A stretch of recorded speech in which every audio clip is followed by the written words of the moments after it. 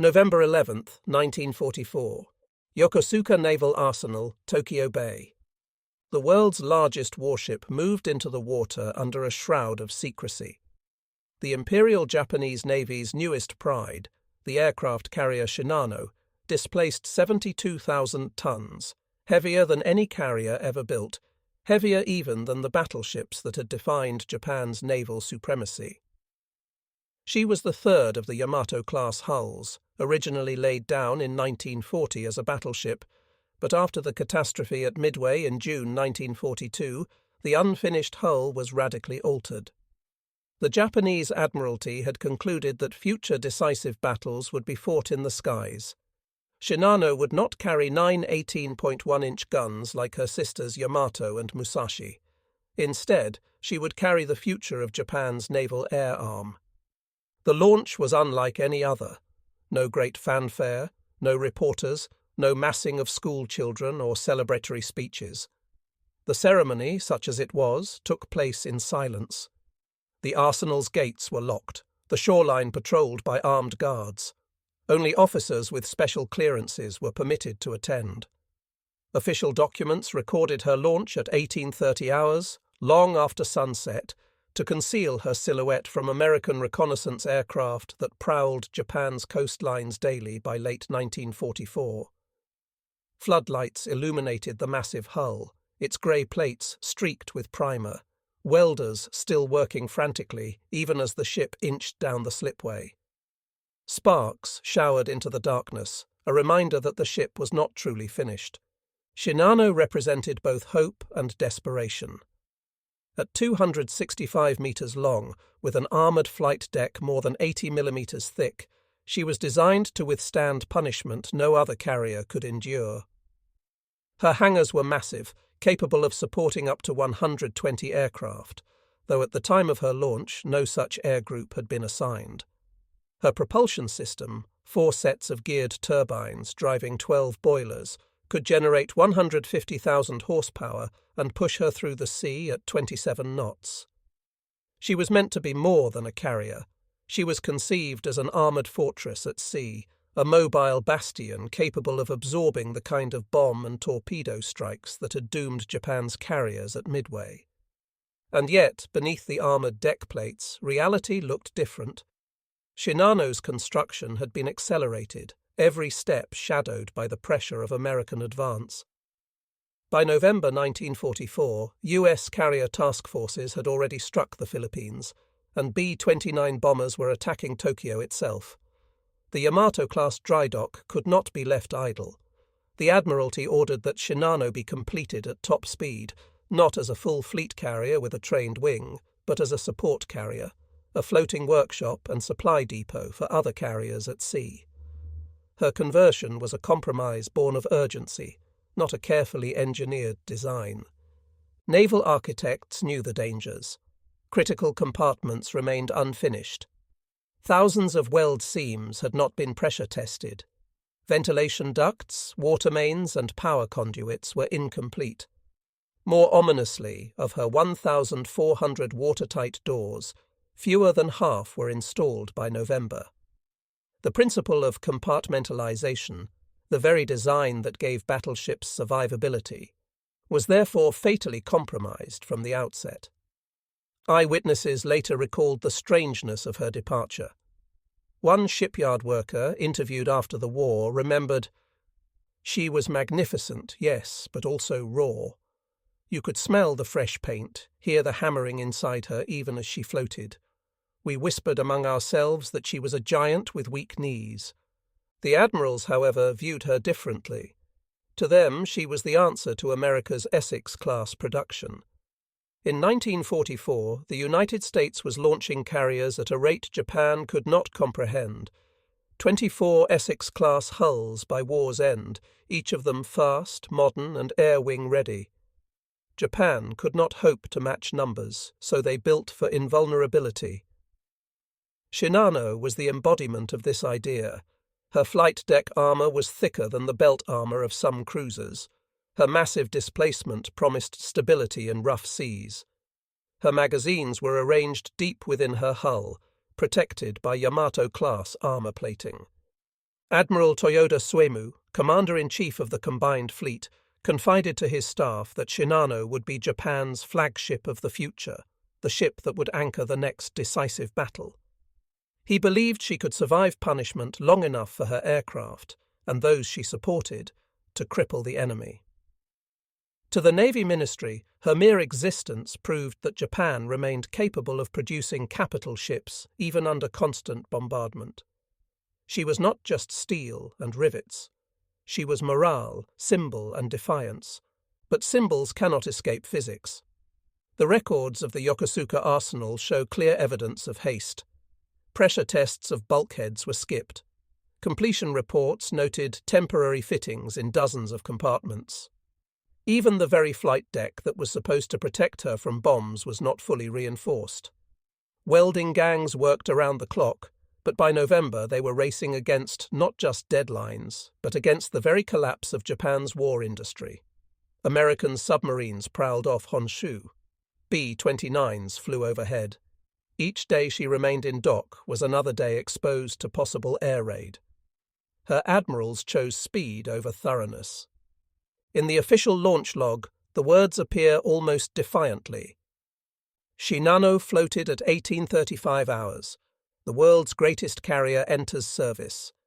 And yet, service was a word that carried its own irony. No sea trials were conducted. No air group embarked. No shakedown crews allowed engineers to discover flaws. She was ordered out, half complete, untested, vulnerable in ways her designers would not admit. The launch itself was brief. Workers were dismissed quietly. No photographs were permitted. Unlike the fanfare of Yamato's completion in 1941, there were no grand speeches, no patriotic choruses. This was 1944.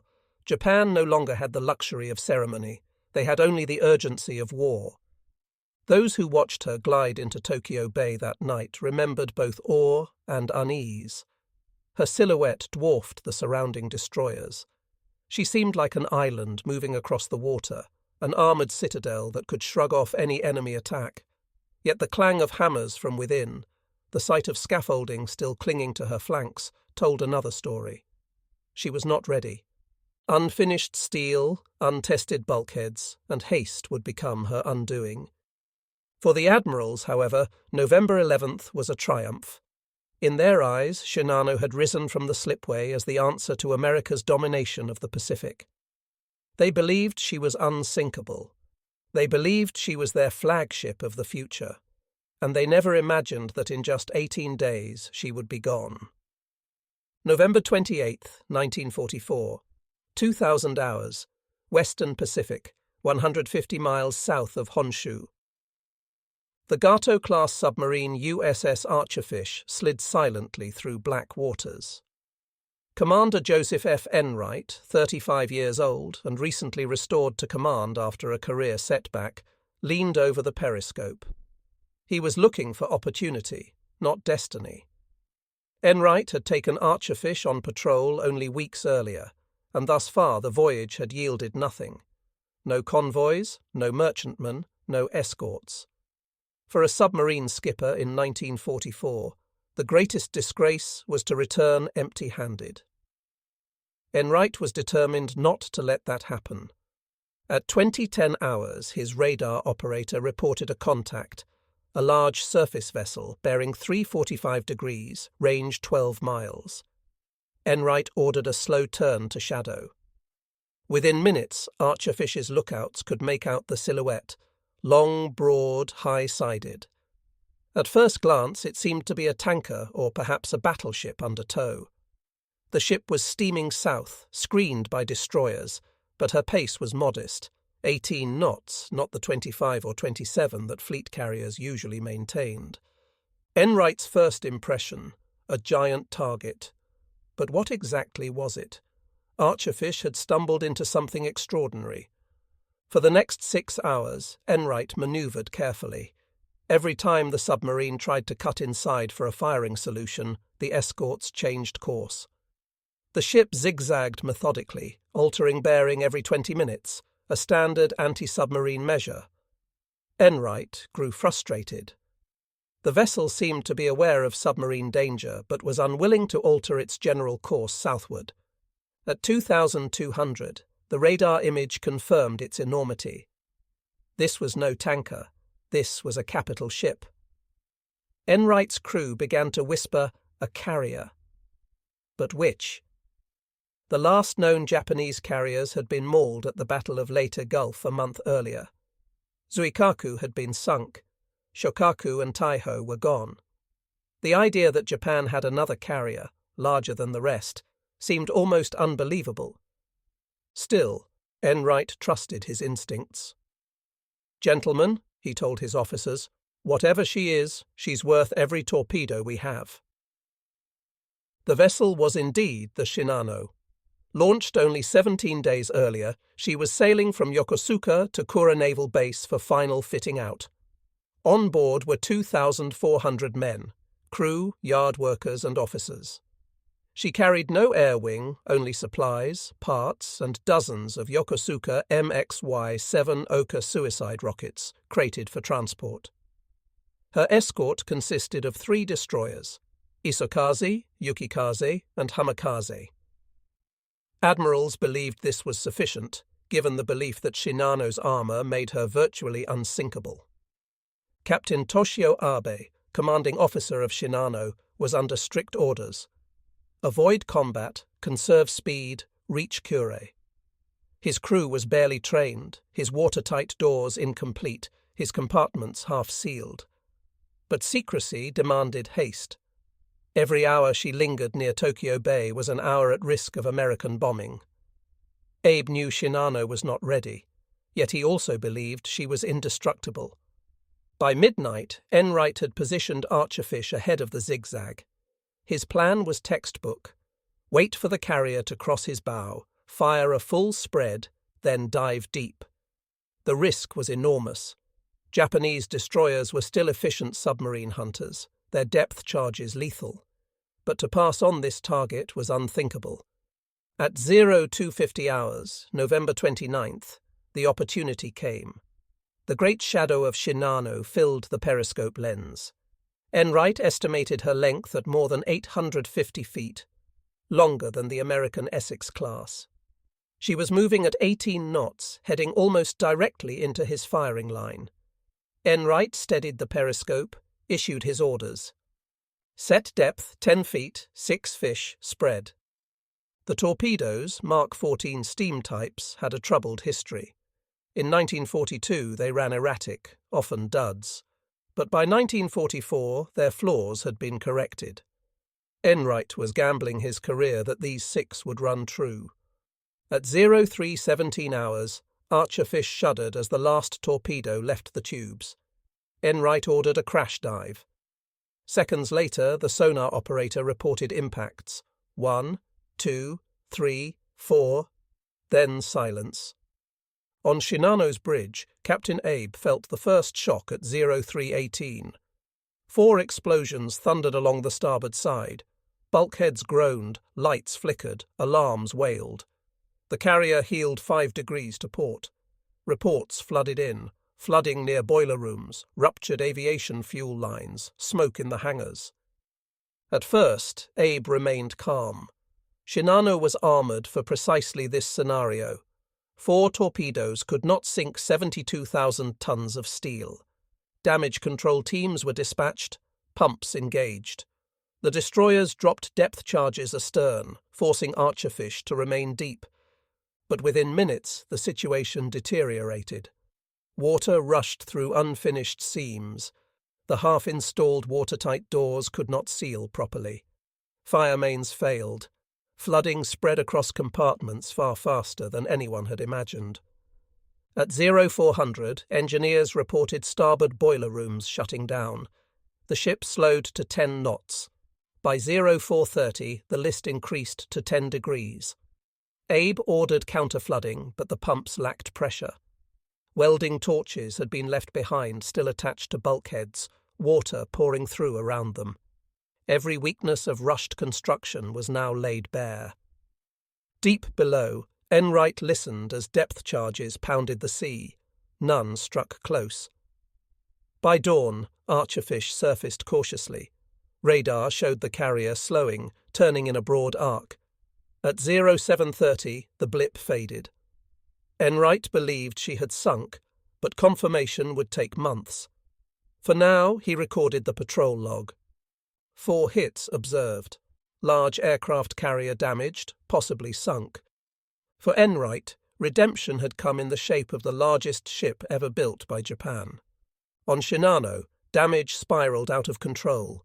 Pumps failed entirely by 0600. Flooding reached engineering compartments. At 0700, the list reached 15 degrees. By 900, power flickered out. Communication lines collapsed. Men tried to seal compartments with mattresses and wooden planks, a futile effort. Captain Abe refused to order abandon ship. He believed Shinano's armor would hold. "We will not disgrace the Emperor with panic," he told his officers. But as the sun rose higher, the giant carrier settled deeper into the sea. At 10:30, the list reached 20 degrees. At 10:45, Abe finally gave the order: abandon ship. Lifeboats were launched, but many were incomplete, lacking oars or provisions. Men hurled themselves into the water, clinging to wreckage. At 10:57, only 17 hours after Enright's torpedoes struck, Shinano rolled onto her beam ends and slipped beneath the Pacific. Of the 2,400 aboard, only 1,435 survived. Captain Abe went down with his ship. The largest carrier ever built, launched in secrecy as Japan's unsinkable flagship, had survived less than 3 weeks. November 30th, 1944. Tokyo, Navy Ministry Headquarters. The telegram from Kura Naval District arrived at dawn. Its words were clipped, almost unbelievable. Carrier Shinano lost. Enemy submarine attack. Casualties heavy. Around the table, senior admirals sat in stunned quiet. Only 19 days earlier, they had watched Shinano slip from the Yokosuka dockyard into Tokyo Bay, hailed as the fortress carrier, Japan's unsinkable hope. Now she was gone, sunk on her maiden voyage without launching a single aircraft, her wreck resting under 4,000 feet of water. The first reaction was disbelief. Admiral Toyoda Soemu, Commander-in-Chief of the Combined Fleet, demanded clarification. Impossible. She was armoured. 4 torpedoes cannot sink, her staff officers reviewed the escort reports. 4 detonations, immediate flooding, progressive list, loss of power. 17 hours of struggle, then capsize. Survivors confirmed it. The great ship was gone. The admirals asked again, how could 72,000 tons of Yamato-class steel vanish so quickly? The answers were damning. Her watertight doors were incomplete, her pumps untested, bulkheads had failed. Compartmentalization was theoretical, not real.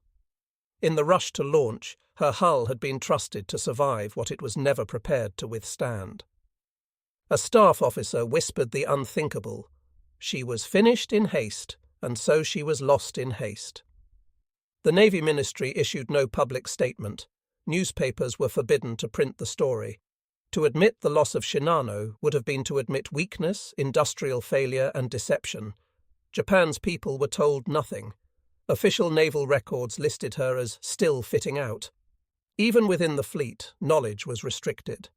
Surviving crewmen were dispersed to other ships, sworn to secrecy under penalty of death. Letters home were censored. Families of the dead were told only that their sons had fallen in duty. No mention of submarine attack. No mention of the ship's name. Japan had concealed losses before. The sinking of Taiho at the Battle of the Philippine Sea had been hidden for months. But Shinano was different. She had not even fought. Her loss could not be rationalized as sacrifice in battle. It was a disaster of construction, planning, and hubris. For the Admiralty, the blow was not only material, but symbolic. Shinano had been conceived as the counterweight to American production. By late 1944, Essex-class carriers were appearing in the Pacific like an assembly line of floating airfields. The United States had already launched 24, with more on the way. Japan could build only one Shinano. Her destruction proved the gap was not only numerical, but systemic. American carriers were tested, trained and crewed by experienced aviators. Japanese yards had rushed an unfinished behemoth to sea, believing sheer size and armour would compensate for inexperience and shortages. The Pacific Ocean had rendered its verdict in less than a day. A post-war survivor put it bluntly. We believed she was invincible. But the sea does not forgive mistakes. She was a giant with no bones. Inside the Naval General Staff, arguments broke out. Some blamed Captain Abe for failing to turn back immediately after the torpedo strike. Others blamed the shipyard for incomplete fittings. Still others blamed Toyota himself for ordering her sortie before she was ready. The truth was broader. Japan had no time. Every ship had to sail the moment it could float. The disaster reinforced a growing realization. Japan's capital ship strategy was finished. Carriers and battleships could no longer be built fast enough, nor deployed safely to contest the Pacific. American submarines prowled every approach. Between January and November 1944, US submarines had sunk more than 600 Japanese ships, merchantmen, tankers and warships alike. Shinano was the largest, but far from the only. In December 1944, interrogations of rescued crewmen produced haunting details. One machinist reported, "We could not close the doors. They had no hinges. We used wooden planks to hold back the water, but it came through the seams faster than we could block." Another sailor recalled the moment abandoned ship was ordered. "I saw men leap into the water, still clutching tools. They were workers, not sailors. They never expected to leave the yard by sea, and now they drowned as crew." The testimony revealed what the Admirals already feared. Shinano had not been a warship at all. She was a floating construction site, dragged into battle conditions by desperation.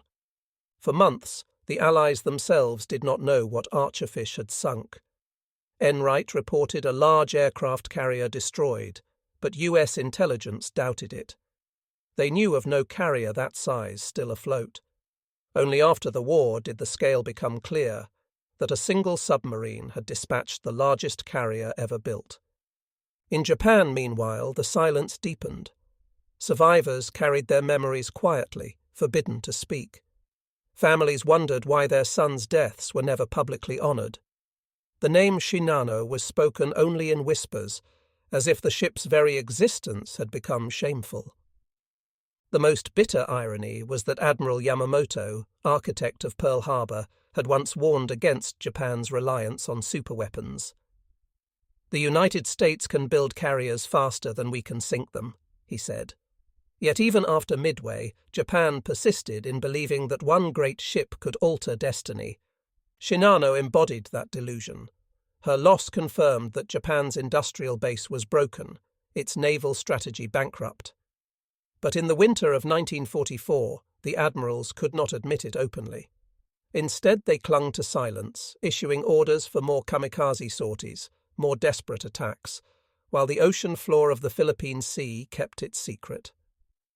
Years later, at the 1962 US-Japanese Aviation History Symposium, Japanese officers finally spoke of Shinano. One former staff officer admitted, "She was our unsinkable dream. But we launched her with unfinished steel, untested bulkheads, and empty promises.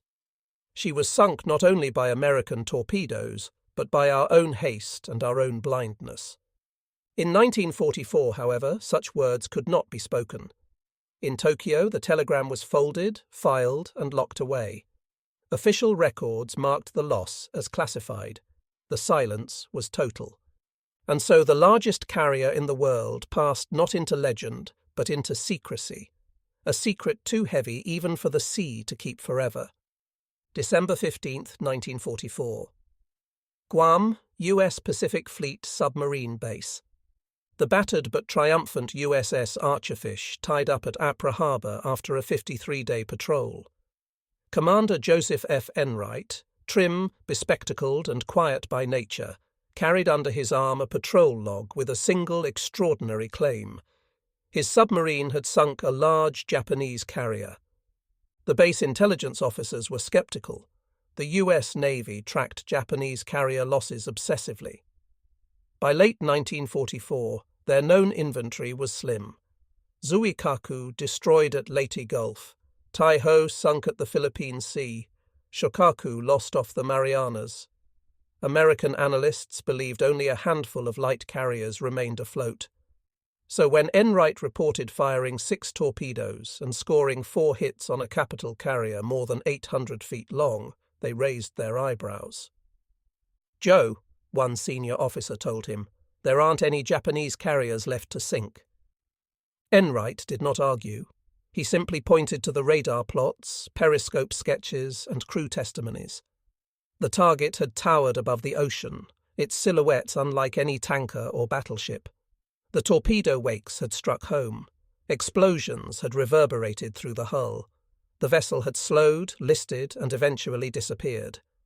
Whatever she was, Enright was certain she was gone. The Pacific Fleet's Combat Intelligence Unit filed the claim cautiously. Probable sinking of a large aircraft carrier.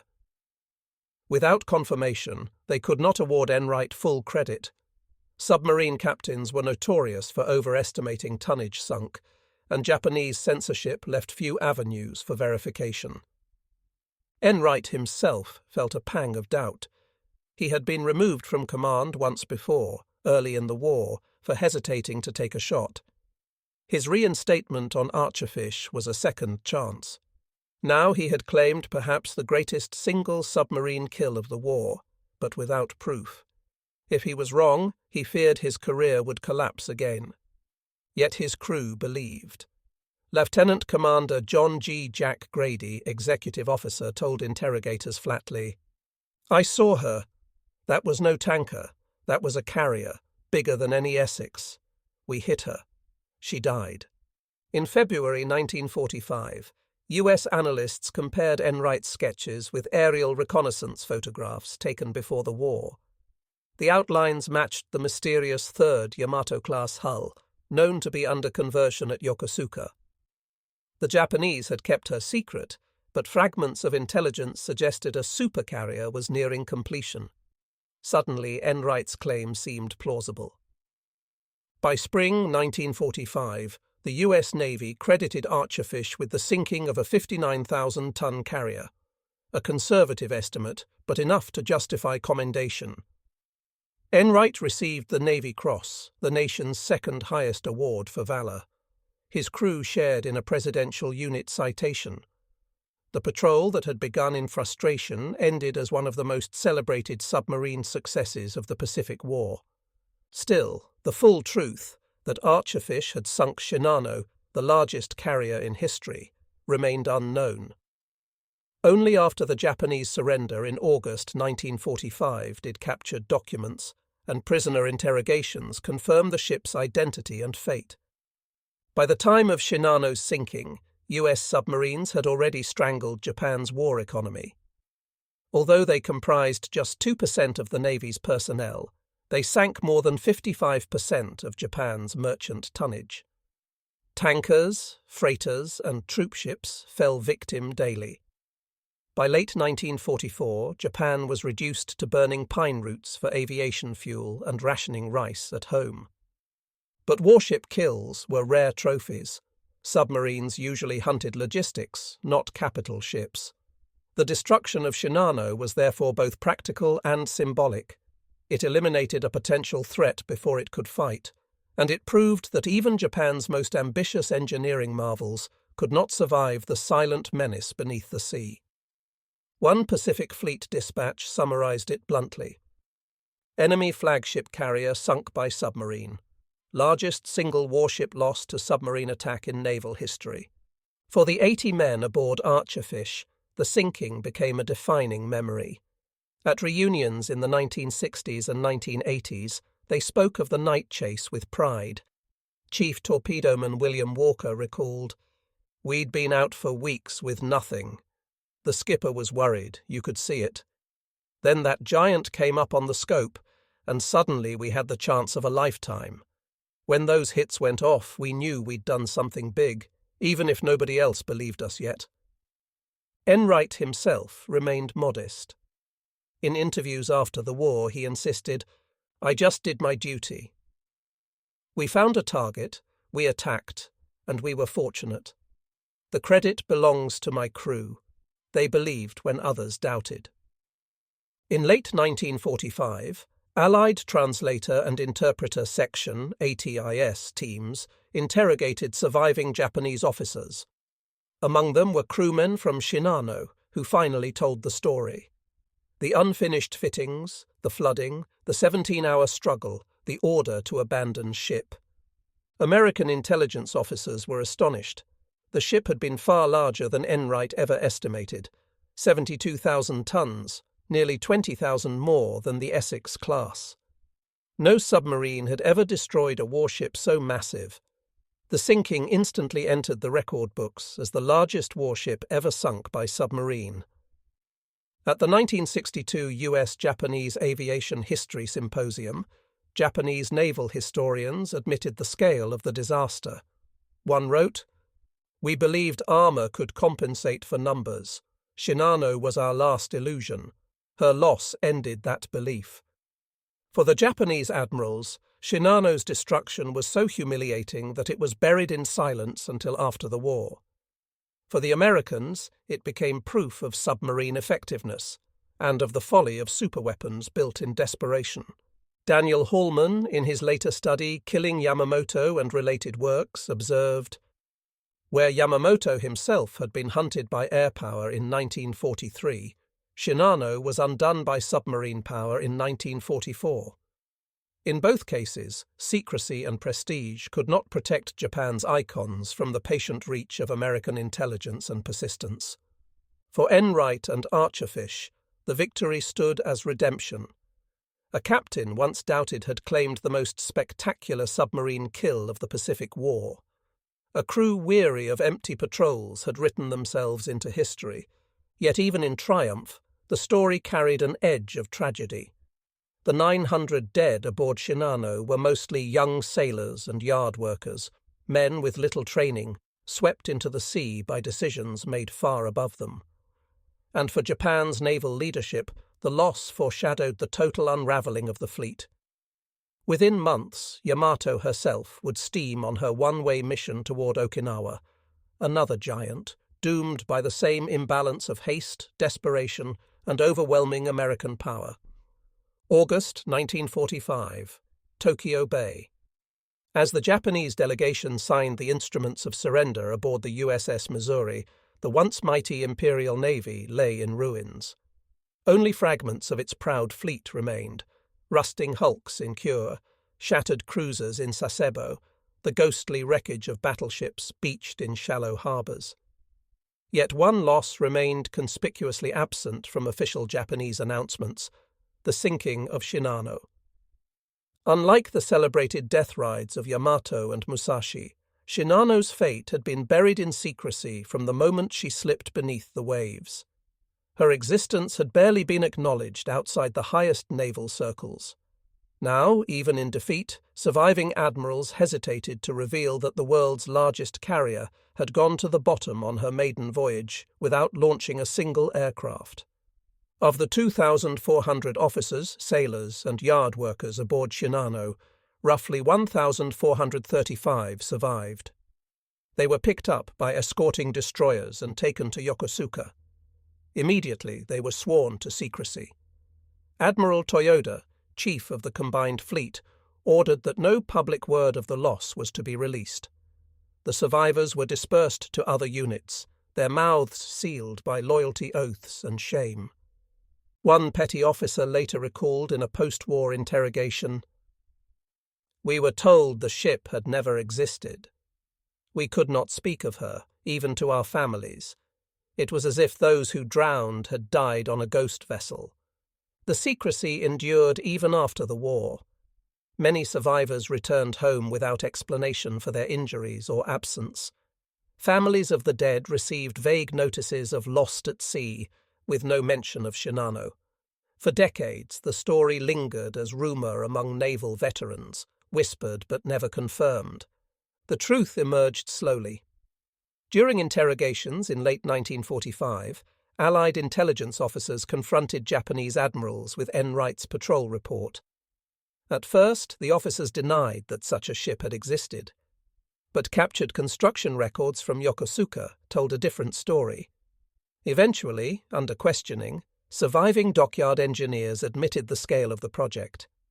72,000 tons, converted from the third Yamato hull, rushed to sea unfinished and lost to submarine attack. The admission stunned American analysts. They had credited Archerfish with sinking a large carrier, but the actual displacement far exceeded their estimates. No submarine had ever destroyed such a massive warship. The sinking of Shinano instantly became the largest warship loss to submarine attack in history, a record that endures to this day. For Japan's naval leadership, the loss symbolized everything that had gone wrong with their war effort. Shinano embodied the obsession with giant ships, the refusal to abandon prestige projects, and the belief that sheer armor could compensate for dwindling resources and shrinking industrial capacity.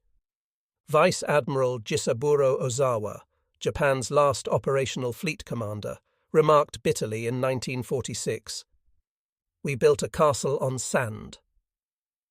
Armor without air power, steel without training. Shinano's death was not caused by torpedoes, but by illusion. In memoirs published in the 1950s, former officers rarely mentioned Shinano. When they did, it was with embarrassment rather than reverence. Unlike Yamato, which went down in a final blaze at Okinawa, or Musashi, which absorbed dozens of bomb and torpedo hits before sinking, Shinano had no heroic narrative. She was unfinished, unready, and destroyed by a single submarine within hours of sailing. In contrast, the US Navy embraced the sinking as a triumph of the submarine force. By 1945, submarines had already proven their strategic value, strangling Japan's shipping and reducing its economy to starvation. But the destruction of Shinano gave submariners a symbolic victory equal to any carrier battle. At veterans' gatherings in the 1950s, Archerfish's crew told the story with pride. Commander Enright, who had once doubted his career, became celebrated as the man who had sunk the largest warship ever destroyed by submarine. In speeches, he always credited his crew, 80 men did their jobs that night. I was only the helmsman of their skill." The Navy Cross on his chest represented not only personal redemption, but the vindication of the submarine campaign as a whole. In 1962, at the U.S.-Japanese Aviation History Symposium held in Tokyo, the silence surrounding Shinano finally broke.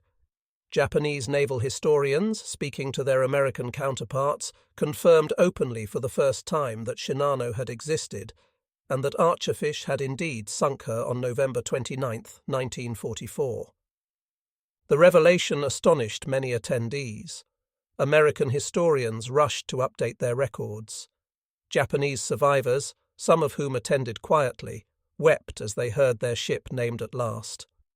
For nearly 2 decades, they had carried the memory alone, their comrades' deaths unacknowledged. Now, finally, the truth emerged. The proceedings of the symposium recorded a striking statement by a Japanese historian. For years, our people did not know of Shinano. They knew of Yamato, they knew of Musashi, but not of the third. To us, she was a phantom. To you, she was a victory. Today, she becomes history. By the 1980s, as Pacific War veterans aged, reunions of Archerfish's crew included visits from Japanese counterparts. Survivors of Shinano met the men who had sunk their ship. One Japanese sailor told Enright through an interpreter, "I hated you in 1944. I thank you in 1985, because you ended our suffering quickly. If Shinano had sailed farther, more would have died for nothing." For both sides, the memory carried complex emotions: pride, shame, grief, relief. Yet it also offered reconciliation. What had once been hidden became a shared story, binding former enemies through recognition of truth. The loss of Shinano was more than a wartime disaster. It was a lesson written in steel and salt water. She represented the futility of Japan's late war strategy: gigantic ships built too late, launched too hurriedly, sent to sea unready. Her destruction proved that industrial might, not prestige projects, decided modern war. As one American naval historian summarized at the 1962 symposium, the Shinano was not just a ship. She was Japan's last gamble that size could substitute for numbers, that armor could replace training, that secrecy could overcome inevitability. One submarine ended that illusion. The silence that had once buried her fate gave way at last to history's judgment. June 4, 1962. Tokyo, Japan. The hall at the U.S.-Japanese Aviation History Symposium buzzed with conversation as scholars, veterans, and journalists mingled.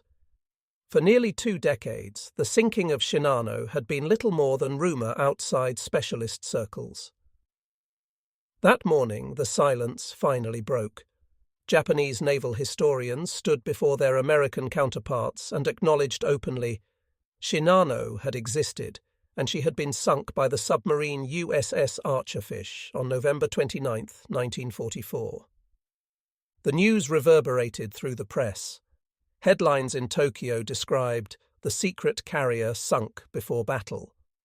In Washington, naval officers confirmed that the Archerfish's patrol report, long considered almost too dramatic to be true, had been entirely accurate. Overnight, Shinano shifted from phantom to fact. The statistics stunned the public.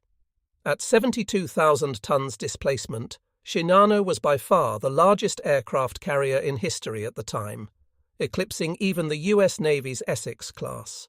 She remains to this day the largest warship ever sunk by submarine. The feat placed Commander Joseph Enright and his crew in a unique position within naval history. Naval analysts highlighted the irony. Japan's ultimate symbol of naval prestige, converted from the hull of a Yamato-class battleship, had not been destroyed by overwhelming air power or carrier battle groups, but by a single submarine lurking patiently in the Philippine Sea. In an era dominated by battles between fleets of carriers, Shinano had been undone by stealth, mathematics, and 4 torpedoes that struck home. With secrecy lifted, Japanese survivors slowly began to speak publicly. Many had remained silent for nearly 20 years, burdened by shame and the oaths they had once sworn. At veterans' gatherings in the 1970s, former Shinano crewmen told their stories, of unfinished compartments flooding instantly, of watertight doors that had never been fitted with gaskets, of yard workers trapped in machinery spaces. One petty officer, interviewed in 1975, described the shock. "We believed she could not sink. She was the strongest ship ever built. But when the torpedoes struck, the steel rang like a bell. Water came faster than we could pump. We were betrayed by our own haste." Their accounts confirmed what post-war analysis had already concluded. Shinano had sailed unfinished, untested, and fatally vulnerable. The very secrecy designed to protect her had denied her the trials and training that might have saved her. For the crew of Archerfish, the sinking became the defining moment of their lives. Veterans' reunions throughout the 1960s and 1970s always returned to that night off Honshu. Commander Enright, once racked by self-doubt over his earlier patrol record, became a celebrated speaker at naval academies. His line, repeated often, was simple. "We were 80 men and we sank a giant." The US Navy embraced the story as proof of submarine power. At Groton, Connecticut, plaques commemorated Archerfish's kill. Naval training lectures used the patrol as a case study in patience, positioning, and decisive execution. For the silent service, Shinano's destruction symbolized the strategic weight submarines had carried in the Pacific War, not just starving Japan's economy, but striking down its mightiest warship. Despite her fame, Shinano remained unseen. Unlike Yamato and Musashi, whose wrecks lay in relatively well-known positions, Shinano had gone down in deep waters south of Honshu. Depth estimates placed her resting place at more than 3,000 feet. In the 1960s, such depths were beyond reach of divers and even most research submersibles. For decades, her location remained unconfirmed. Oceanographers noted that Japanese records of her sinking were vague, and Archerfish's patrol log only narrowed the site to a wide area. Expeditions searched sporadically, but unlike the hunt for Titanic, funding was scarce. Shinano had gone down in secrecy, and she remained shrouded in it beneath the waves. By the 1980s and 1990s, naval historians began to frame Shinano as emblematic of Japan's failed wartime strategy. Works such as Richard Overy's Why the Allies Won and Daniel Hallman's Killing Yamamoto emphasized the futility of prestige projects launched in desperation. Shinano's construction had consumed resources at a time when Japan could no longer afford extravagance. Her loss, they argued, demonstrated how little steel and labor meant without time, training, and logistical support. American authors often contrasted her fate with the Red Ball Express or Operation Pluto, logistical marvels that symbolized Allied abundance. Japan had placed its hopes in one unfinished giant, while the Allies produced carriers by the dozen. In Japan, Shinano became a more complex symbol. For some, she represented wasted potential, the carrier that never flew a mission, the battleship that became something else, the secret that never bore fruit. For others, she was a metaphor for Japan's wartime hubris, immense ambition undone by haste and poor judgment. Naval museums in Yokosuka and Kure eventually included displays acknowledging her existence, though she never received the romantic commemoration given to Yamato. Where Yamato was remembered as a noble last charge, Shinano was remembered as an unfinished promise, proof of how far Japan had fallen by 1944. The late 20th century brought new tools for exploration.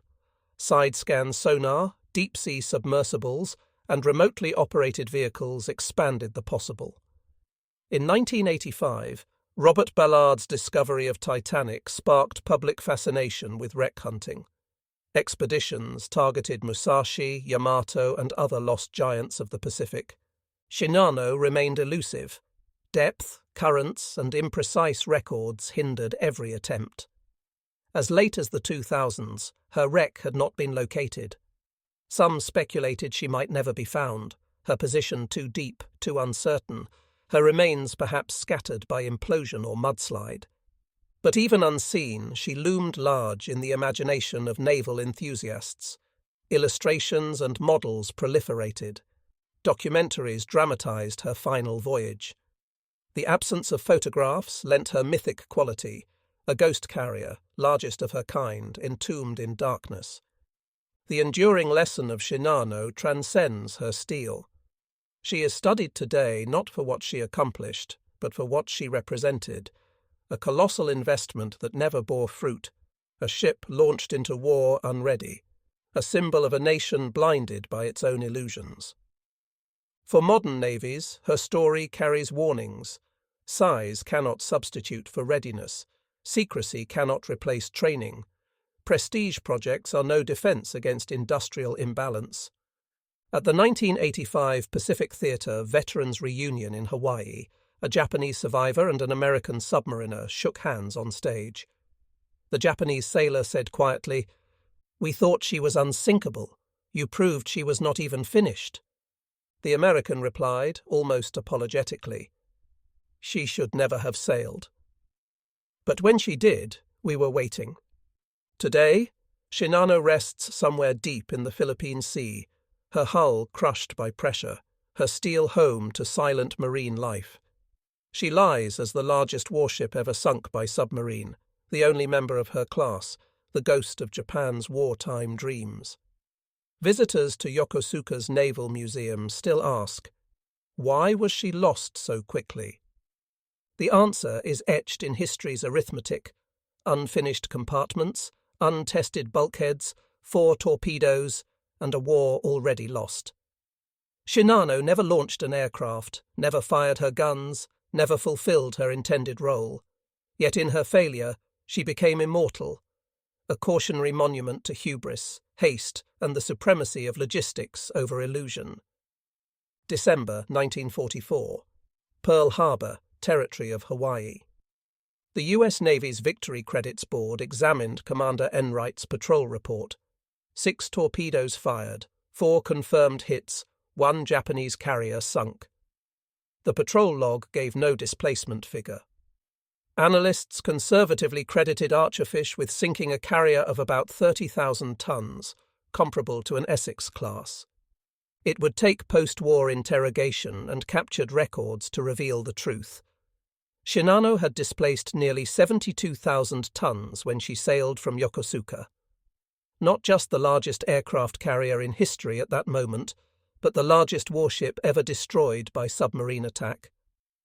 To grasp her magnitude, historians assembled comparisons: Shinano, 72,000 tons, Yamato, 72,800 tons, Musashi, 72,800 tons, U.S. Essex-class carriers, approximately 27,100 tons, HMS Ark Royal, Royal Navy, 22,000 tons. At launch, Shinano was nearly 3 times the size of the most common American fleet carrier. She outweighed the combined displacement of all 4 Japanese carriers lost at Midway, Akagi, Kaga, Soryu, Hiryu, by nearly 10,000 tons. Yet the mathematics of survival were not on her side. Her conversion was incomplete. Only 12 of 18 watertight compartments were properly fitted. Pumps were unfinished. Fire mains were incomplete. Where armour was strongest, workmanship was weakest. Submarine records show Archerfish fired 6 torpedoes at 03:15 hours, November 29, 1944. Range, 1,400 yards. Depth setting, shallow anticipating carrier draft. 4-struck, frame 80, forward boiler room. Frame 90, aviation fuel tank. Frame 100, port engineering space. Frame 120, aft magazine. Each carried a 643-pound Torpex warhead. The combined explosive yield delivered into Shinano's hull amounted to just under 2,600 pounds of high-energy explosive. The arithmetic is stark: 2,600 pounds of Torpex against 72,000 tons of steel. But armour and tonnage mean little if watertight integrity fails. Flooding spread unchecked. Counter-flooding was attempted, but pumps lacked power. One petty officer recalled, "Water ran faster than men. We were chasing the sea through open doors. Within 7 hours, she listed past recovery. By 10:48 hours, Shinano rolled and plunged stern first beneath the waves." Official Japanese records list: embarked, 2,400 officers, crew, and dockyard workers. Survivors, 1,435. Lost, 1,435. Half the ship's complement gone, most trapped in lower compartments. Survivors remembered desperate scenes: bulkheads bathed in darkness, trapped men pounding on steel, shouts drowned by rising water.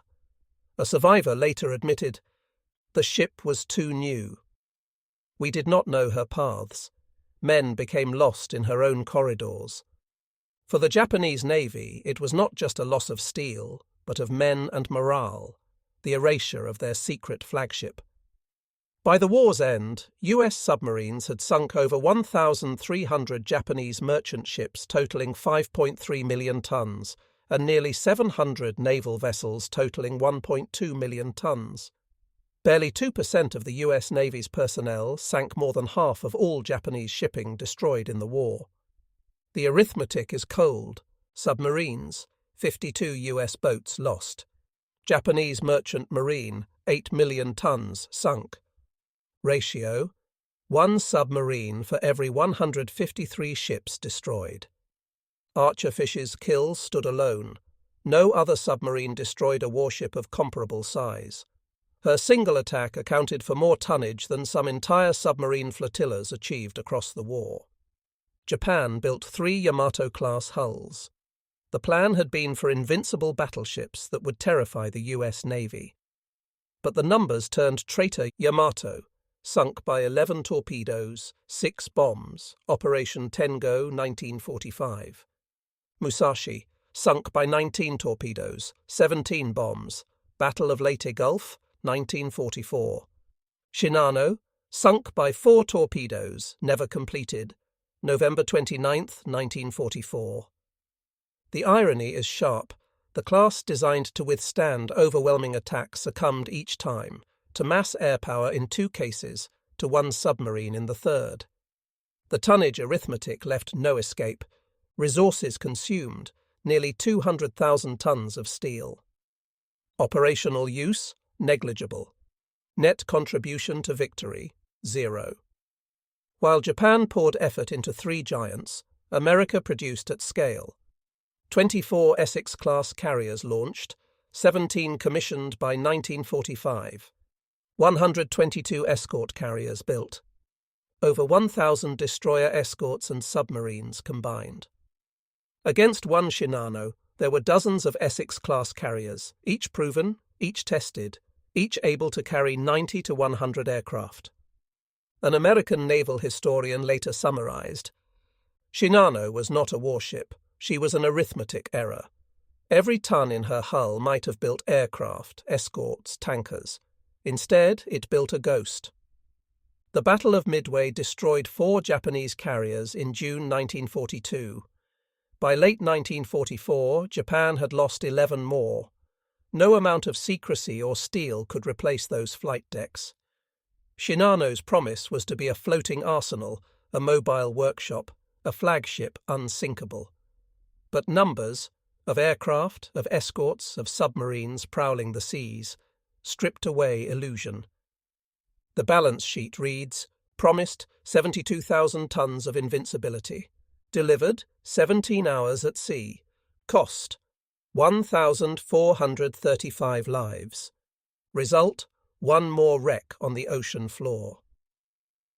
At the 1985 Pacific Theatre Veterans Reunion, an American submariner and a Japanese survivor stood together. They spoke no bitterness, only arithmetic. The submariner said, "We were 1 boat. You were 72,000 tons. That night the math was ours." The Japanese sailor replied softly, "It was never the torpedoes. It was the mistakes. We built too big, too fast, too late. The sea does not forgive such sums." And so Shinano endures in naval history not as the mighty flagship she was meant to be, but as proof that in modern war, arithmetic is destiny. November 29, 2019. Philippine Sea. 75 years to the day after Shinano slipped beneath the waves, the ocean above her resting place remained empty. No memorial buoy marked the site, no wreaths drifted in the current. She lay entombed in darkness, her exact position still uncertain, her silhouette unseen since that morning in 1944. Other giants had been found. Robert Ballard discovered Titanic in 1985. Paul Allen's expeditions located Musashi in 2015, USS Indianapolis in 2017, and other long-lost wrecks.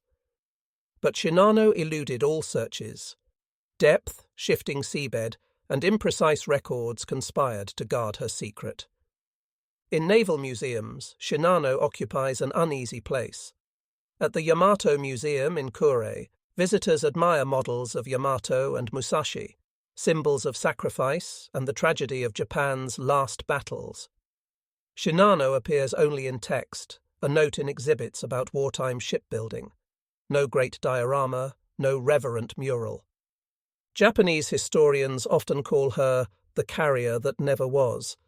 She never launched an aircraft, never entered combat, never fulfilled the role intended for her. In contrast to Yamato, remembered as a noble if doomed giant, Shinano is remembered as unfinished, rushed, sacrificed to secrecy. Yet among naval enthusiasts, she draws fascination. Model builders craft replicas of her massive flight deck. Wargamers debate her hypothetical impact had she been completed. Authors invoke her as the ultimate symbol of wasted effort, the warship that embodied both grandeur and futility. In Japan, silence marked her legacy for decades. Survivors bore their memories quietly. Families of the dead rarely learned where their sons had perished. When survivors did speak, it was often in terms of regret rather than pride. In the United States, Shinano became a story of triumph. For the submarine force, her sinking symbolized the precision and power of the silent service. Plaques, lectures, and training manuals celebrated Enright's victory. For decades, the statistic stood alone, the largest warship ever sunk by submarine. This divergence reflects the broader memory of the Pacific War. For Japan, Shinano was a loss too painful and embarrassing to romanticize. For the United States, she was evidence of overwhelming effectiveness. Historians agree on the lessons size does not equal strength. Armor is no defense without training and preparedness. Prestige projects cannot replace logistical balance. Shinano was launched because Japan's admirals could not abandon the illusion that one great ship could turn the tide. Yet war in the Pacific was decided by arithmetic: hundreds of carriers, thousands of aircraft, tens of thousands of escorts. In that equation, one unfinished carrier, no matter how large, meant nothing. Daniel Hallman, writing in 2015, put it simply: Shinano was already obsolete when she left port. Her loss was a tragedy for her crew, but her survival would have changed nothing. Today, the Pacific hides her still. Somewhere beneath more than 3,000 feet of water, her hull lies collapsed under pressure, flight deck twisted, compartments that once rang with hammers now filled with silence. She rests as the largest shipwreck never found. Oceanographers continue to speculate. Some argue the wreck could be discovered with high-resolution sonar if funding were secured. Others caution that her remains may be too broken, too scattered, lost in deep trenches. Until she is found, Shinano remains less a ship than a story. 75 years after her sinking, Shinano endures as paradox. The largest carrier of her age, yet operational for less than a day. A warship built in secrecy, lost in secrecy, and remembered in whispers. For the Japanese sailors who survived, she was a grave. For the Americans who sank her, she was a victory. For historians, she is a symbol of ambition colliding with reality, of steel without strategy, of haste punished by the sea. One survivor, interviewed late in life, captured her legacy best. Shinano was a giant, but giants fall hardest, and the ocean never forgets.